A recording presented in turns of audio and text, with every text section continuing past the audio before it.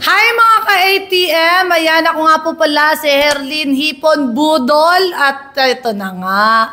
Meron tayong ka-ATM question. Ano na naman tong question na to? Hindi ko mawarian. Bubunot na ako. Eto na ang tanong. Basahin nyo na. Ako na.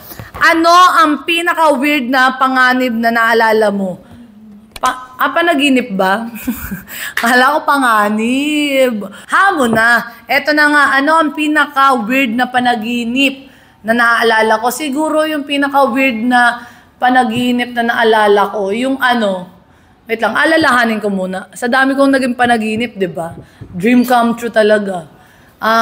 Siguro ito yung yung tinuklaw ako ng ahas, tapos nalaglag ako. Ganun. Parang, ayoko nung pinaka-ganon na, na experience ng panaginip. Para sa akin, weird na siya. Kasi, tapos alam ko saan ako nalaglag.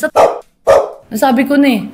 Ganun talaga, tinuklaw ahas, tapos parang napasipa ako, nalaglag akong ganun. Ang weird, diba? Parang pagkagising kong baho ko, ganun. Ganun yung pinaka-weird.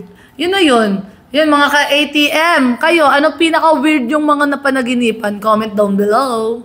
Ayan, syempre, and dito na rin naman ako, ini-invite ko na po kayong panoorin ang Binibini Marikit. Syempre, don't forget to follow me sa aking mga social media accounts, TikTok, Herlyn_Burol, at syempre, ganun din sa aking Instagram, Herlyn_Burol, at ang aking Facebook page, Herlyn Hipon Burol. Ayan mga ka-ATM. Bye-bye. See you around. Magkita-kita tayo dyan sa tabi-tabi. God bless. Bugs. Sinampa.